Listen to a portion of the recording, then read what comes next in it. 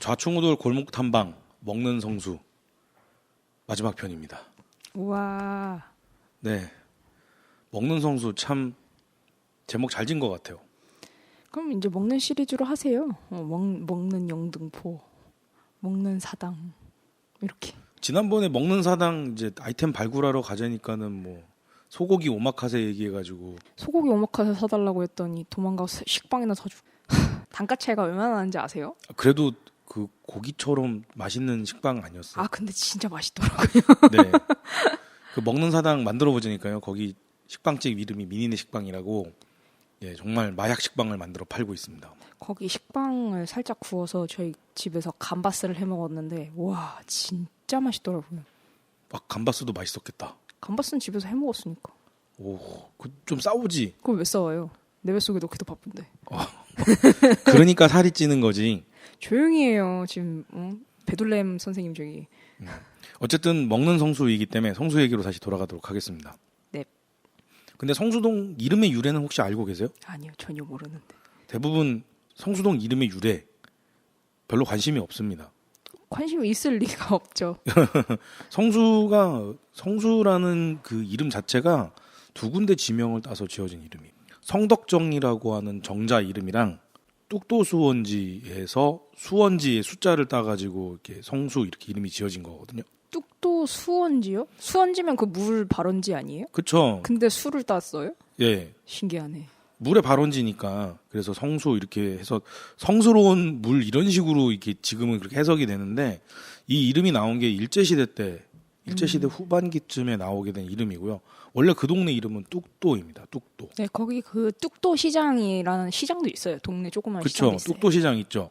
그리고 뚝섬이라고 해서 섬이라고 사람들이 생각을 하는데 막상 가보면 여기 무슨 섬이 있다고 이걸 섬이라고 불러라고들 하시죠. 그렇죠. 그 섬이라고 할 만한 뭐가 없죠. 거기. 이게 섬이 갑자기 생겼다 사라지는 그런 이상한 지역이었어요. 아, 섬이 생겼다가 사라진다고요? 네, 막 이렇게 하니까 무슨 한강에 섬이 싹 올라왔다가 둥둥섬 이런 거 나타났다가 사라질 것처럼 여겨지잖아요.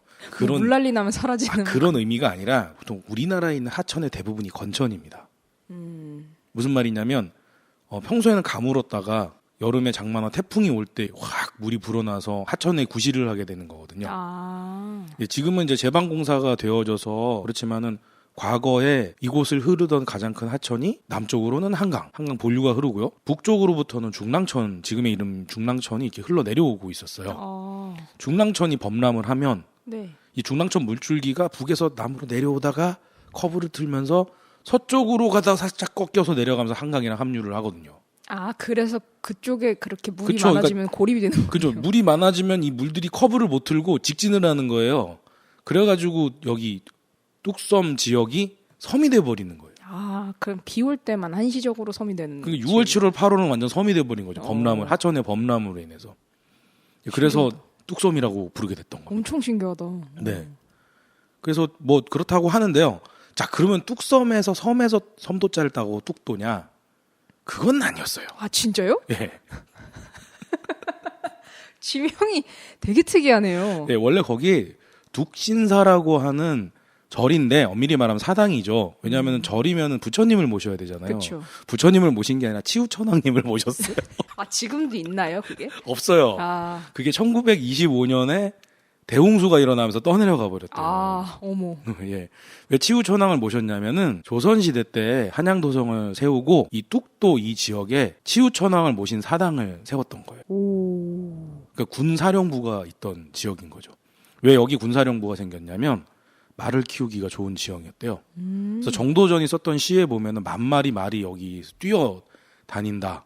오. 네, 진짜 만마리인지 아니면 여기서 말하는 1만이 숫자가 많다를 의미하는 건지는 모르겠는데 조선 정예 기병대가 여기 주둔을 했다라고 합니다. 그래서 병조판서가 1년에 2번 여기를 가서 뚝신사에서 오. 제사를 지냈대요. 치우천왕한테.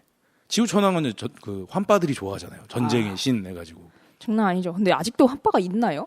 많아요. 아, 진짜요? 예, 특정 무슨 케이블 TV 보시면 환단고기 북콘서트 이런 거 방송 나오고 있습니다. 오. 네. 신기하군. 뭐 여튼 치우천왕이라는 존재가 있었다. 무신이었던 왕이 있었다. 뭐 이런 전설이든 뭐든 설화든 뭐 역사가 됐든 여튼 뭐 많은 분들이 알고 계시죠. 뭐 치우쳐나가면 붉은 악마의 원조다. 뭐죠? 또 신라 시대 때 전설 중에 하나인 처용의 뭐 원형이다. 뭐 이런 여러 가지 얘기들이 있는데 자, 이곳이 그 한양 도성을 지키는 군대가 주둔했던 곳이고 진짜 만 마리의 말을 키웠는지 모르겠지만 어쨌든 조선 정예 기병대가 머무르던 곳입니다.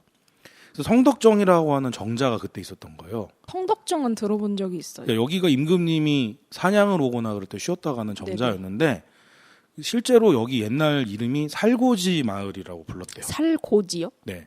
살고지가 왜 살고지냐? 화살이 꽂혀 있는 곳이다. 그래서 살고지. 아, 살곳. 네, 임금님이 여기 오셔가지고 활쏘기 아. 훈련을 하셨고 임금님이 화살을 관역에 맞췄다라고 해서 살고지라고 불렀던 거죠. 오, 신기하다. 그러니까 여기는 저 우리가 뭐 지금으로 따지면 용산 미군기지 뭐 이렇게 얘기하는 것처럼 군사 주둔지로 출발했던 곳이었던 거죠. 오.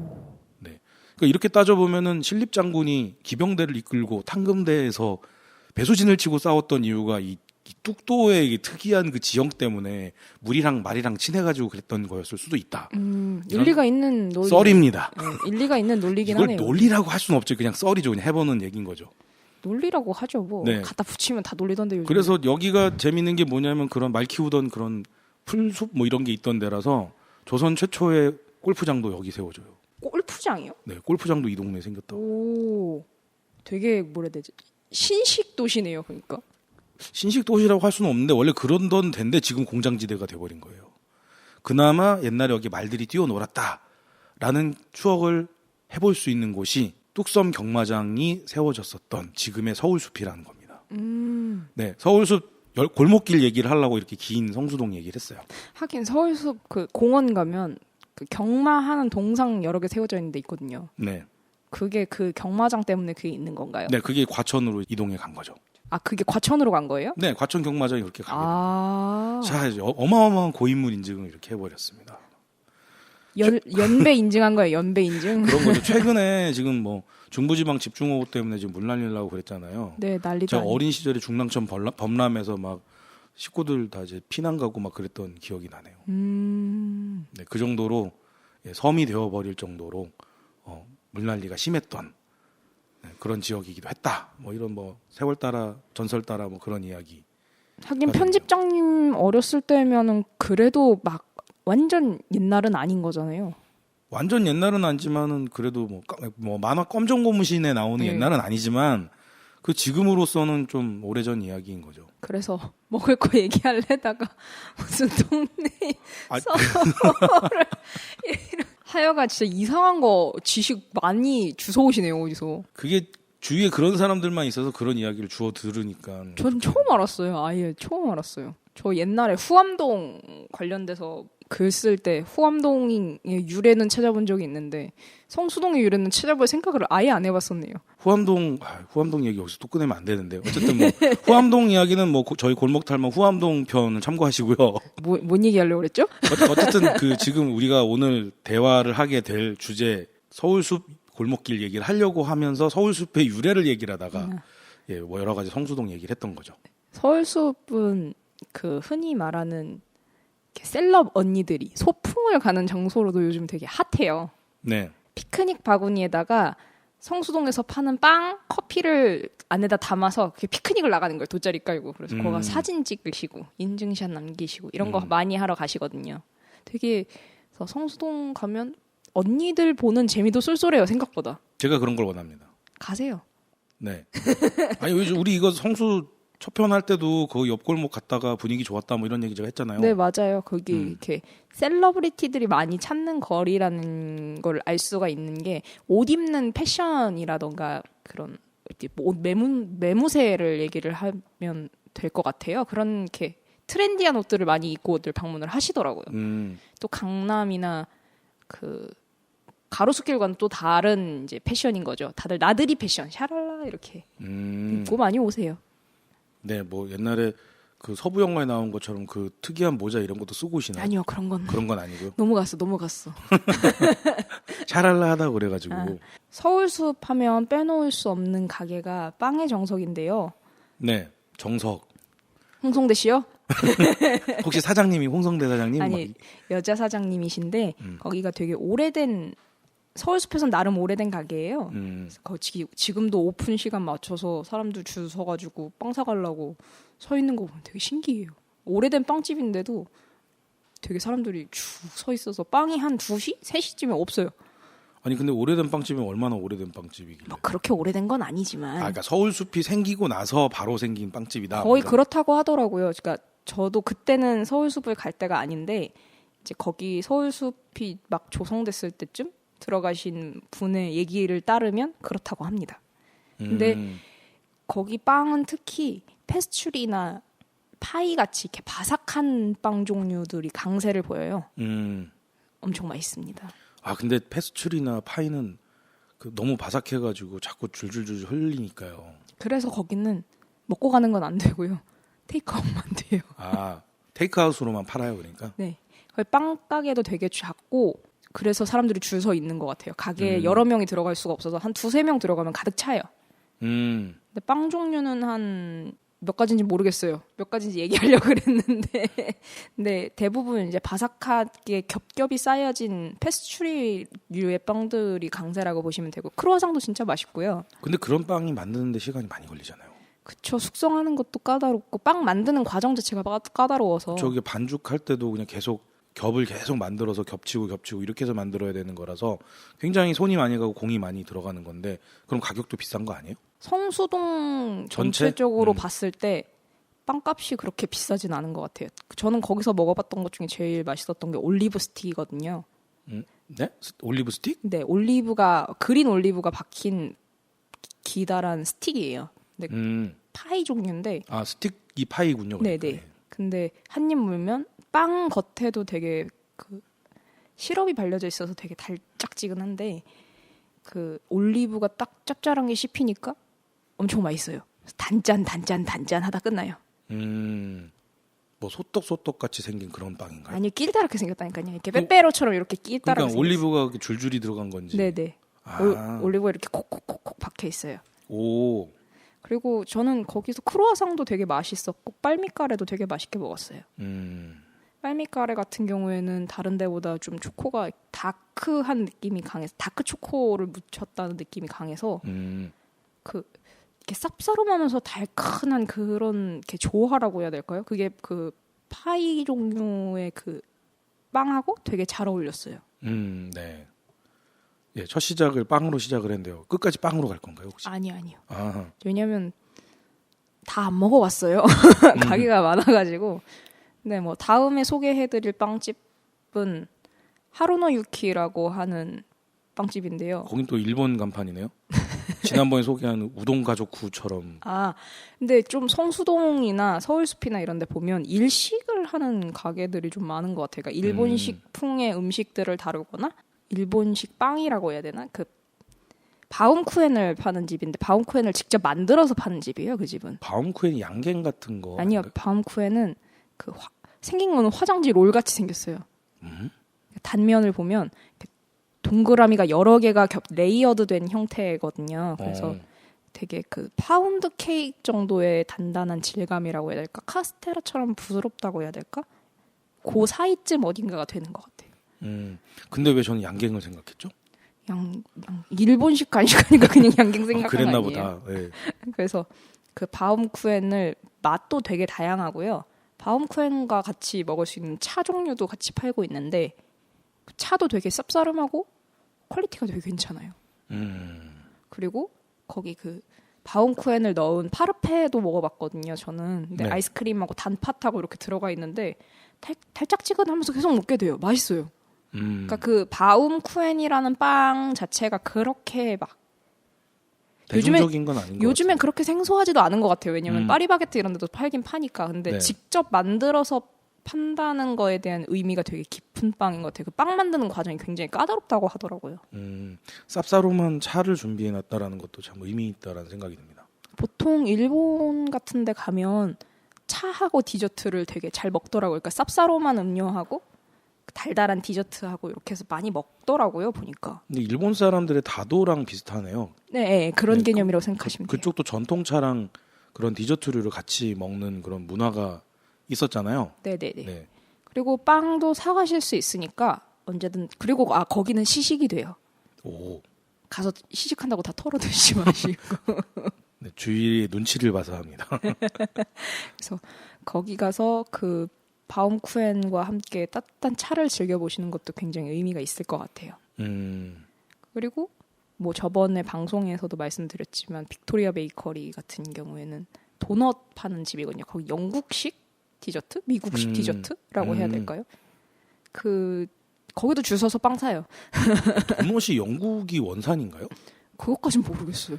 뭐 그냥 속설에 의하면 온갖 맛없는 음식의 본거지는 영국이다 뭐 이래가지고. 근데 그게 또 그렇지가 않대요. 제가 영국에 유학 갔다 온 친구 얘기를 들었거든요. 네네네. 근데 디저트 쪽이나 이런 거는 영국이 엄청 강세예요. 왜냐면 그 티 문화가 굉장히 발달되어 있잖아요. 네네네. 그래서 디저트류는 오히려 영국 쪽이 강세라고 하더라고요. 저는 빅토리아라고 하니까 왠지 영국 여왕 이름이잖아요. 네, 디저트 가게일 것 같긴 해요. 음. 그래서 그 되게 달큰한 크림이 들어간 도넛이 거기 시그니처 메뉴예요. 그리고 근데 거기 그 브라우니도 진짜 맛있어요. 그러니까 꾸덕한 디저트라고 흔히들 얘기하는 그런 네네네네. 거 있잖아요. 그러니까 그 크림의 밀도도 굉장히 그 생크림처럼 가벼운 게 아니라 커스터드 크림 아시죠? 네네. 커스터드 크림에 그 묵직한 밀도 있는 크림들이 들어가 있는 도넛이거든요. 그러니까 굉장히 밀도가 있어요, 디저트에. 그래서 언니들이 거기서 이제 디저트를 사서 서울숲으로 나가십니다.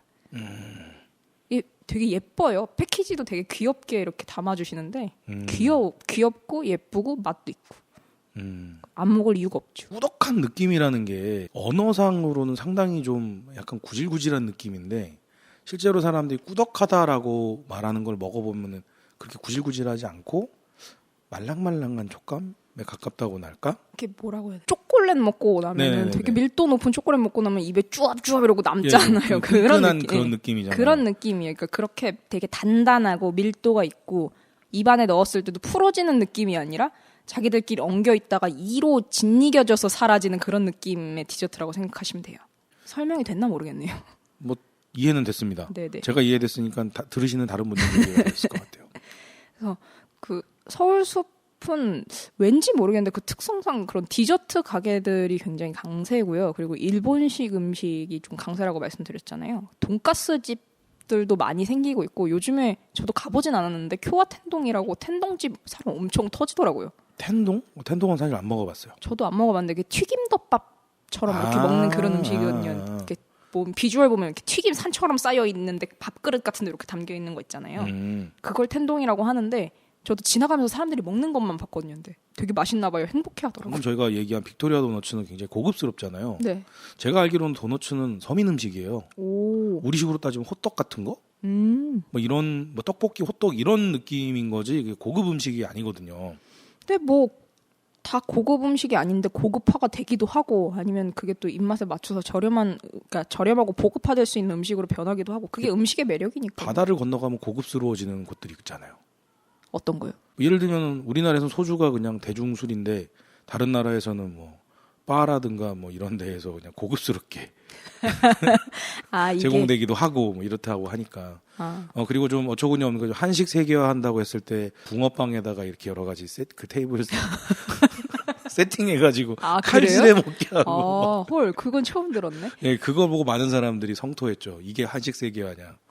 이 몇십억 예산 들여고 붕어빵을 갖다가 뭐 코스 요리 같이 이렇게 나오는 그거. 네, 코스 요리에 등장하는 무슨 마지막에 나오는 디저트로 붕어빵이 나갔는데 달라진 건 없고 레스토랑 가보면은 접시 위에 이렇게 예쁜 그런 디저트 놓고 옆에 드레싱 같은 거 막 골라 그런 식으로 해서 내놓은 거예요. 저런. 네. 그게 세계화군요. 네, 몇십억을 투자해서 만든 세계화가 그거라서 그래서 물을 건너가면 고급 음식으로 탈바꿈하는 경우도 있는데 우리나라에서도 보면 시장 도너츠라고 해서 튀김 손 놓고서 막 튀겨서 나오는 거 있잖아요. 그게 진짜 도너츠예요.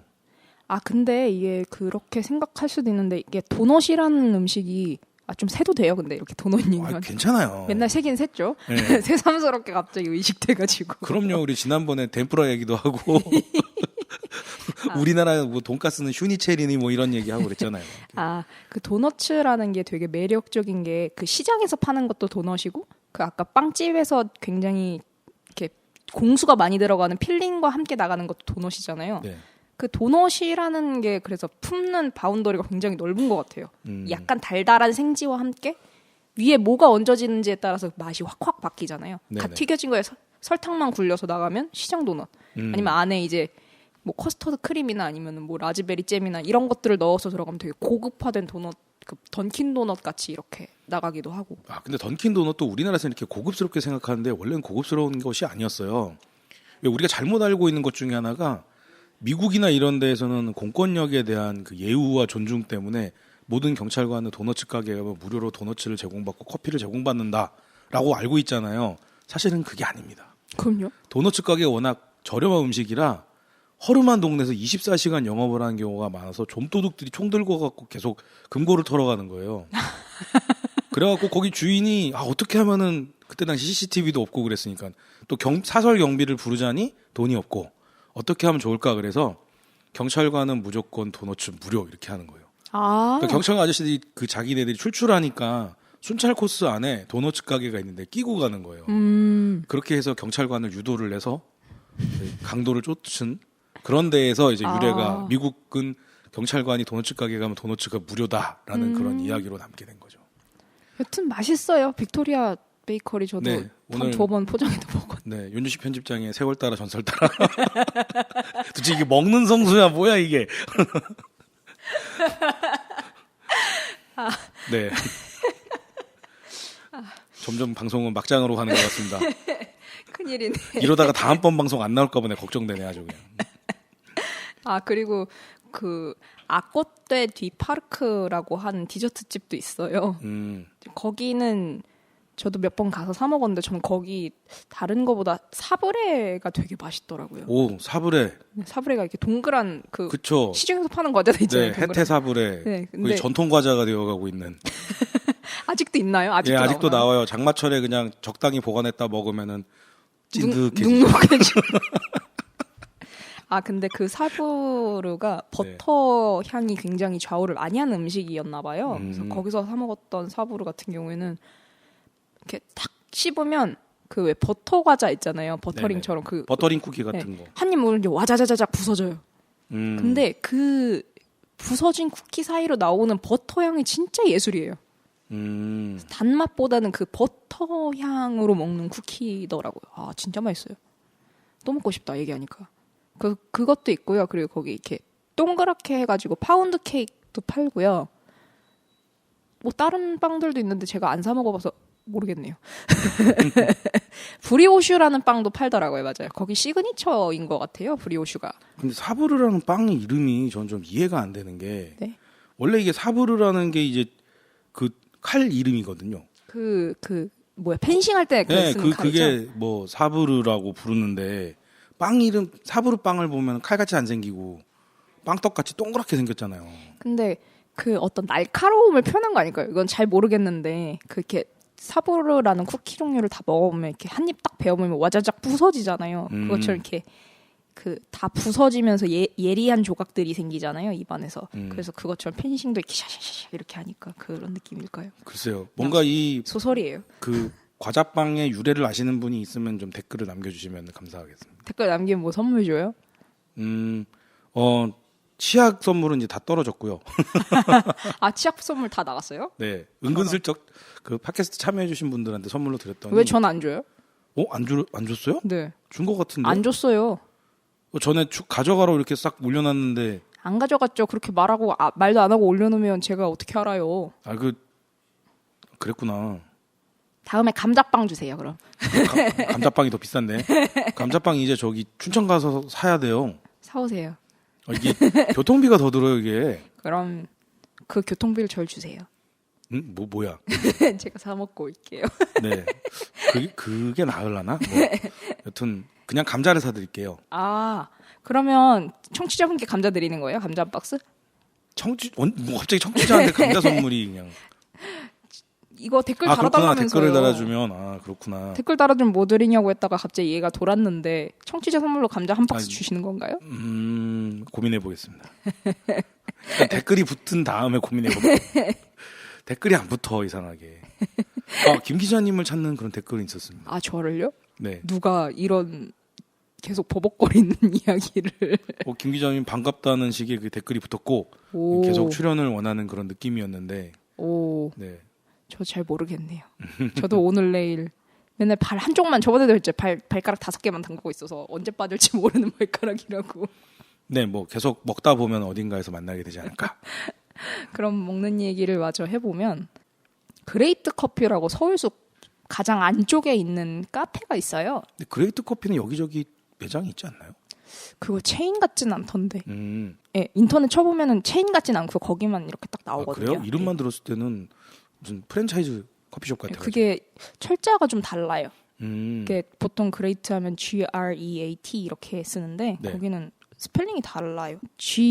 GREYT. 철자대로 발음을 한 거네요. 네, 그레이트 커피예요. 그럼 이거 그레이트가 아니라 그레이티 아니야? 회색 티? 근데 그레이트라고 보통 읽어요. 한글로도 그렇게 돼 있어요? 한글로는 안 써 있어요. 그러니까 네이버로 치면 한글로는 안 써 있고요. 사람들은 이제 보통 그레이트 커피라고 부릅니다. 네, 여기 커피도 괜찮은데요. 커피는 사실 커피 맛이 어떤지 제가 잘 몰라요. 커피를 많이 마시는 사람이 아니라서. 근데 전 여기 디저트를 먹으러 종종 갔는데 여기 와포가토라고 해서 와플이랑 같이 나오는 그 아포가토가 아포가토군요. 있어요. 오. 근데 여기 와플 위에 뿌려지는 시럽? 네, 시럽이 그 베리 시럽이라서 되게 새콤달콤하고요. 위에 진짜 베리도 얹어주시고 그리고 허브도 하나 박아주시고 아이스크림이라 이렇게 나오거든요. 근데 그 아이스크림 위엔 그래놀라도 이렇게 뿌려져 있어요. 커피를 못 드시는 분은 커피를 안 뿌려 드셔도 돼요. 저는 안 뿌려 먹어요. 커피를 못 먹으니까. 근데 이거 먹으러 많이 갔어요. 오, 와플이 좀 특이하다. 특별하다. 그리고 와플이 미국식 와플이랑 벨기에식 와플 보통 두 가지로 얘기를 하잖아요. 네네. 근데 여기는 벨기에식 와플이에요. 그래서 생지가 굉장히 쫀득하고 그 아이스크림을 발라 먹었을 때 그 아이스크림 녹는 맛이랑 그 쫀득한 그쵸, 맛이랑 쫀득함이 식감이 잘 굉장히 잘 어우러지니까요. 어울려요. 네. 그래서 자주 먹으러 갑니다. 한번 데리고 가지고 그러지 좀. 그런 가게는 아저씨 혼자 가긴 좀 쑥스럽단 말이에요. 왜요? 개척해요. 개척하시면 되잖아요. 근데 쑥스럽단 말이에요, 진짜. 왜요? 아, 진짜 쑥스럽다니까요. 편집장님이 쑥스러운 것도 있었어요? 네. 진짜 놀랍다. 진짜 처음 알았어요. 아, 왜 그러지? 나 되게 부끄러움도 많이 타고 아, 그러는데. 그래요? 네. 저는 부끄러움이라는 걸 모르는 사람인 줄 알았어요. 아니, 대체 나를 뭘로 본 거예요, 그거? 좀 새삼 충격적이네요. 아니, 안 그런데 나이가 얼마나 여리여리한데. 계속 녹음하겠습니다. 여리여리해서 충격을 먹었네요. 그 배를 보고 다시 한번 얘기하실래요? 자, 다음 코스는 어딘가요? 제가 서울숲은 연무장길과 달리 좀 이렇게 생각나는 대로 여기저기 막 찝어서 말씀을 드리고 있는데 이번엔 다시 또 서울숲 초입으로 돌아가서 버섯집이라는 가게예요. 아, 거긴 찌개집인가요? 아니요, 버섯 전문 음식점이에요. 아, 버섯탕 전문점이거든요. 그러니까 찌개 같은. 아니요, 탕이요. 찌개랑 탕은 어떻게 다르지? 찌개는 좀 더 국물이 없이 자박한 음식을 얘기를 하고요. 보통 탕이라고 하는 건 좀 더 국물이 있는 국에 좀 더 가까운 음식인 것 같아요. 되게 궁금했거든요. 국과 찌개의 차이가 무엇인가. 네. 그래서 어떤 방송을 봤는데 요리 전문가이신 분이 그 얘기를 하더라고요. 건더기와 국물의 비율이 7대 3보다 높으면 국, 6대 4 비율 이하면은 찌개. 네, 맞아요. 근데 그러니까요. 예. 보통 조리를 할 때도 그게 특성이 확 드러나는 것 같아요. 찌개를 할 때는 보통 식재료가 잘박하게 그냥 딱 잠길 정도로만 넣고 하거든요. 네네. 근데 국 같은 경우에는 이제 재료보다 훨씬 물을 많이 붓고 펄펄펄펄 끓여요. 그러니까 그래서 맛의 볼륨이나 맛이 추구하는 방향성이 완전 다르거든요. 그럼 탕은 국과 찌개의 중간이다. 네, 그쯤인 것 같아요. 그러니까 제 생각이에요, 이거는. 근데 그래서 거기 근데 거기 버섯탕 진짜 맛있는데. 그 얼큰한 분위기예요? 아, 얼큰한 것도 있고요. 근데 제가 추천드리는 메뉴는 거기는 들깨 버섯탕이에요. 거기 그 들깨 가루가 돌솥으로 된 뚝배기에 찌개가 담겨서 나와요. 그러니까 탕이 담겨서 나오거든요. 근데 그게 팔팔팔팔 끓으면서 들깨 가루가 나중에 죽처럼 돼요. 들깨 그게 불어가지고 그게 되게 맛있어요. 고소해요. 엄청 고소해요. 그러면은 뭐 얼큰한 맛이 아니라 좀 맑고 담백한 네, 맛? 맑고 담백한 맛. 근데 얼큰한 맛 좋아하시면 얼큰한 맛도 있어요. 근데 저는 제가 추천드리는 메뉴는 거의 3번 가봤거든요. 근데 들깨버섯탕 강추드립니다.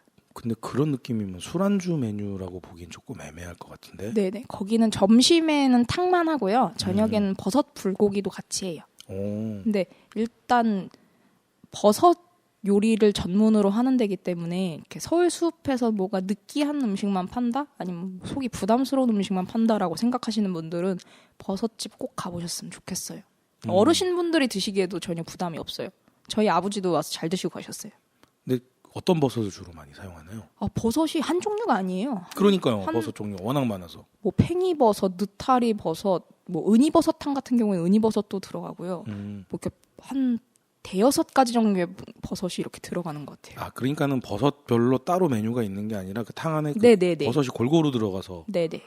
그럼 버섯의 뭐랄까 버섯의 함량 조절을 통해서 맛을 우려내는 그런 자기만의 레시피가 있는 거군요. 그리고 버섯이라는 그 식재료가 가진 매력이 상당하거든요. 사실 버섯이 향이 약한 음식도 아니고 식감이 떨어지는 음식도 아니에요. 되게 쫄깃쫄깃한 그 사태부위 정도의 식감을 자랑을 하거든요. 사실 네네. 버섯을 잘 씹어보면. 그리고 향 같은 경우에도 되게 풍부하잖아요. 사실 버섯마다 향이 다 달라서. 네네. 그래서 그 버섯으로만 음식을 한다 그래서 처음에는 좀 맛이 떨어지지 않을까, 육류 음식에 비해서 맛이 떨어지지 않을까 걱정을 하고 갔었는데 아니요, 진짜 맛있어요. 그 특히 엄청 추운 겨울날 딱 생각나는 메뉴예요. 근데 지금 장마철인 지금도 거기는 근데 사람이 항상 많아요. 네, 그러니까 지금도 괜찮을 것 같아요. 탕 종류라서 네네. 비가 많이 내리고 이럴 때 왠지 좀 뭔가 좀 나른해지기도 하고 좀 위축되기도 하잖아요. 네네. 버섯탕이 또 새로운 힘을 줄 것 같은데. 네, 근데 거기는 맛있어요. 저 강추드립니다, 진짜. 저 버섯탕에 술 한잔 하고 싶은 생각이. 저런 술쟁이시네요. 그 성수동이나 서울숲 하면 사실 저는 이제 젊은 사람들이 찾는 거리라는 생각을 되게 많이 해서 버섯집이라는 가게가 있는 게 상당히 의아했었어요, 사실. 좀 오히려 이색 가게가 된 거예요. 네네네. 근데 굉장히 맛있고, 네, 맛있어요. 같이 데려갔던 사람들은 다 좋아했던 것 같아요. 버섯을 싫어하는 사람이 아니. 다음은 온량이라고 하는 집인데요. 온량? 네, 이름도 힘들죠. 네네. 그 간판도 되게 특이해요. 간판이 가로로 되어 있어요. 그래서 그림자로 간판에 글씨가 이렇게 내려와서 온량 이렇게 글씨가 보여요. 무슨 뜻이죠? 몰라요. 그럼 뭘 파는 가게인지. 거기는 그 이렇게 이태리 음식이라고 해야 되나? 좀 그러니까 흔히들 말하는 양식이라고 하는 집 있잖아요. 양식 전문점이에요. 근데 왜 양식 전문점 이름이 온량이지? 온전한 온기를 전달해 드립니다. 뭐 이렇게 써 있는 그 메뉴판에 뭐 그런 멘트를 본 것 같긴 해요. 희미합니다. 네, 거기는 토마호크 돈가스로 엄청 사람들이 줄 서서 먹었던 가게예요. 저번에 먹으려고 2시간 웨이팅했어요. 그 성수편 첫 방송 때 제가 막 돌도끼 뭐 이런 거 얘기했다가 네네네네. 그 집이에요. 네, 인디언 요리냐 뭐 이런 네네네. 식의. 거기는 그거하고 로제 파스타를 많이 드시더라고요. 근데 저는 그때 갔을 때 토마토 파스타를 먹었거든요. 네네. 토마토 파스타도 굉장히 괜찮았어요. 오일이 좀 많이 들어가서 부담스럽지 않을까 싶었는데 토마토 산도가 확실히 살아있는 파스타라서 괜찮았고요. 그 토마호크 돈가스는 사실 요즘에 많이 파니까 여기저기 돈가스 전문점에서도 팔거든요. 근데 그 특이한 향신료 맛이라고 해야 될까요? 고기를 재우는 데에서 오는 건지 튀김에서 오는 건지 모르겠는데 그 특이한 맛 때문에 계속 손이 가는 돈가스였어요. 그리고 그 다음으로는 거기도 이태리 음식점인데요. 다로베라고 하는 피자 전문점이에요. 다로베요? 다로베. 다로베. 네. 아. 다로베요는 뭐야? 아니, 달호배 이건 줄 알고. 아니요. 방금 얘기했잖아요. 이태리 음식점이라고. 그러니까 아까도 온량도 뭐 이름이 좀 특이한데 양식당이라고 그래가지고 그 이태리 거기 뭐 이태리 음식점도 그런 데인가 뭐 그 사장님 성함이 배다로 씨라 갖고 다로배 이건가. 다로베. 그거 되게 유명한 게 그 맛있는 녀석들이었나? 네. 맛있는 녀석들에서 차승원 맛집으로 청담에 있는 다로베가 나왔을 거예요. 그래서 거기 덩달아 같이 인기가 더 많아졌다고 얘기를 들었어요. 근데 맛있는 녀석들에 나오는 음식점들은 가서 대량 흡입이 기본이잖아요. 아니요, 그렇게 대량 흡입 그건 그 사람들이 대량 흡입하는 거죠. 그렇게 놓고 시켜 드시고 싶으셨군요. 아, 그렇게 못 먹겠어서. 거기 피자가 진짜 맛있거든요. 파스타랑 피자를 먹었는데 파스타는 기본적으로 후추 맛이 굉장히 강했어요. 네, 후추를 베이스로 맛을 낸 듯한 파스타였고요. 그리고 피자도 그랬는데 그 피자 제가 먹었던 피자가 거기 시그니처 피자거든요. 그래서 프로슈토 햄이랑 바질이랑 계란 날달걀 있잖아요. 날달걀을 올려줘요? 네. 그리고 날달걀 반숙이었나? 죄송해요. 그것까진 기억이 잘 안 나네요. 그러니까 네. 계란이 덜 익은 계란이 올라가 있고요. 후추가 듬뿍 뿌려져 있는데요. 그 피자가 진짜 마성의 피자입니다. 너무 맛있어요, 진짜. 지난번에 화덕 피자 얘기를 해줬었는데. 그 화덕 피자요. 네네. 그 울퉁불퉁한 그 도우의 울퉁불퉁함이 제대로 살아 있고요. 그리고 그런 피자 자체가 사실 되게 생소하잖아요. 햄, 치즈, 바질, 그것도 계란 가운데에 이렇게 있거든요. 계란까지 되게 생소하잖아요. 맛의 밸런스가 맞을까 했는데 와. 지금 저는 말로만 설명을 들으면서 그 계란이 가운데 들어간다고 하니까 그 생각했어요. 육회 한가운데 초란 딱 해서 올려주는 약간 거. 그런 비주얼이긴 해요. 네, 맞아요. 근데 후추도 사실 되게 맛이 강한 향신료잖아요. 네. 그리고 바질도 사실 그 존재감이 약한 식재료가 아니란 말이에요. 향이 워낙 강해서. 그리고 프로슈터 햄 같은 경우에도 엄청 짜요. 맛있긴 한데 굉장히 짜단 말이에요. 근데 네네. 그 모든 밸런스를 다 잡아주는 게 가운데 있는 계란이에요. 각자의 개성이 강한 식재료를 하나로 묶어주는 역할을 해요, 계란이. 굉장히 맛있습니다. 네. 한국 사람들이 좋아할 만한 그런 분위기의 이태리 음식이군요. 근데 거기 식당도 항상 웨이팅이 많고요. 그 피자는 테이블마다 다 하나씩 시켜서 드시더라고요. 네. 저도 맛이 되게 궁금해집니다. 진짜 맛있어요. 저는 그 피자도 진짜 강추 중에 강추드립니다. 왠지 지금 이야기해주는 토핑 설명을 들었을 때 소주를 한 병 시켜놓고 먹어도 맛있을 것 같은 느낌이 드는데요. 거기 소주는 안 파는 것 같은데. 그래요? 제가 다음에 저희 동네에 있는 소주가 잘 어울리는 파스타집으로 초대를 한번 하겠습니다. 안 갈게요. 됐습니다. 벌써 다 소개한 거예요? 아니 더 있는데 더 소개드려야 되나? 네네네네. 나도 내 버킷리스트 좀 가지고 있으면 안 돼요? 그만큼 서울숲 근처에 맛집이 많다. 이렇게 엄청 많아요. 그리고 완전 서울숲 안쪽은 아닌데 그 서울숲으로 들어가는 골목 맞은편에 밀도라고 한 그때 말씀드렸던 유명한 식당. 네네. 거기도 빵집이 있고요. 그 2층 집에 윤경양 식당이라고 하는 돈가스 엄청 유명한 돈가스 집이 있어요. 네. 근데 거기 사장님께서 그 성수동 그 일대에 요식업으로 돈을 많이 버시는 사장님. 네, 저희 비로컬 33 테이블 이남검 대표님 편 들으시면 됩니다. 맞아요. 우리 방송 출연하면 좀 들으란 말이에요. 왜 이렇게. 들어요? 예? 애청하시는 분들도 있는데 이건 너무하는 거 아니에요? 저는 방송을 듣지 않습니다, 여러분. 전 발가락 5개만 걸치고 있으니까요. 아니 청취자분들은 발가락도 안 남궜는데도 듣고 계시는데. 맞아요, 그분이 윤경양 식당이랑 윤경이랑 그 안에 있는 그 서울숲 안에 있는 소마이 피자 오늘은 아까 얘기를 안 드렸는데 소마이 피자까지 엄청 많이 하신다 그러더라고요.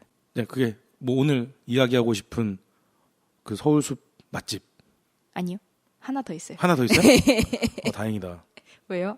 맨날 방송이 짧게 끝나니까 아쉬웠거든요. 그 켈리 소프트 아이스크림이라고 하는 집이 있는데요. 거기가 색깔이 되게 예뻐요. 일단 분홍색이랑 저는 그 혼합으로만 먹었거든요. 믹스로만 먹었는데 그 분홍색이랑 초코랑 이렇게 섞여서 이렇게 올라가 있어요. 근데 거기 아이스크림 맛은 그냥 소프트 아이스크림 맛이에요. 그러니까 우유 맛 진한 아이스크림들 생각하시면 네네. 되거든요. 약간 설탕 버석거리고 막. 아니요. 그게 아니라 소프트 아이스크림 뭐 약간 그런 느낌이잖아. 아니요. 그 느낌이 아니고요. 폴맛의 그 아이스크림처럼 그 되게 꾸덕하고 찐덕한 느낌을 생각하시면 돼요. 아이스크림 뭐 설탕이 포석포석이 아니라.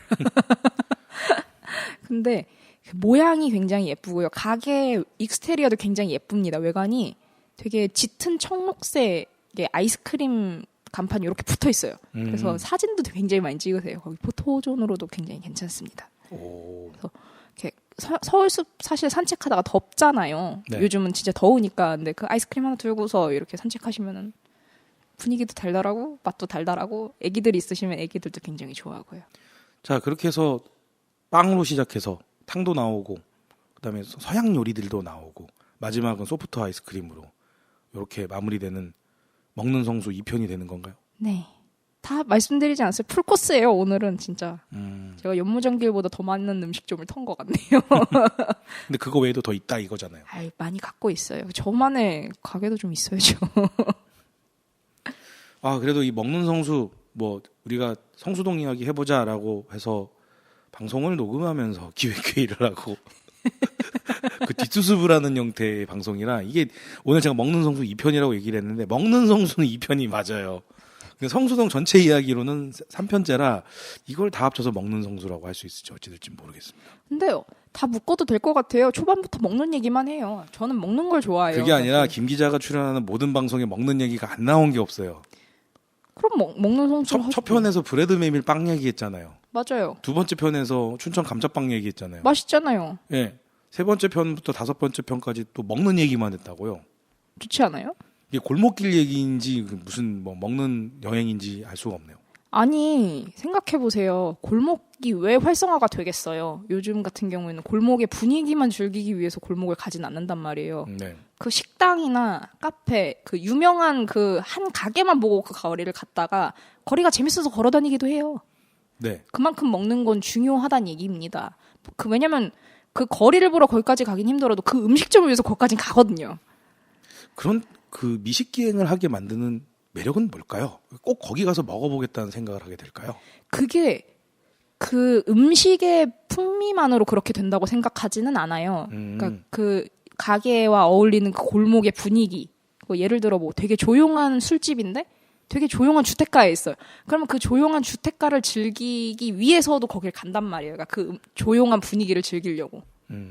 요즘 도시를 찾는 여행자들의 발걸음이 그런 식으로 가나 봐요. 근데 저는 좀 그 일본 드라마 고독한 미식가에 나오는 고로시처럼 어디를 가서 배가 고파서 어슬렁거리다 맛집을 찾게 되는 그런 경우거든요.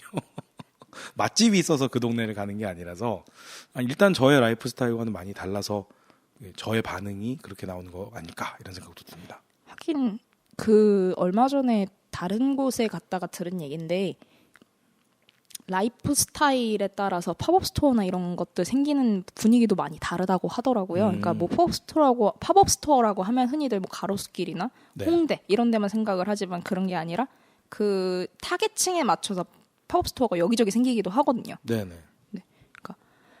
뭐 성수동 이런 골목길 같은 경우에는 이렇게 연배가 있으신 분들이 즐길 수 있을 만한 무드는 아니라고 얘기를 하시더라고요. 그러니까 그런 사람들의 라이프 스타일에 맞춰서 그런 가게도 즐기러 가는 게 다 천차만별 아닐까요?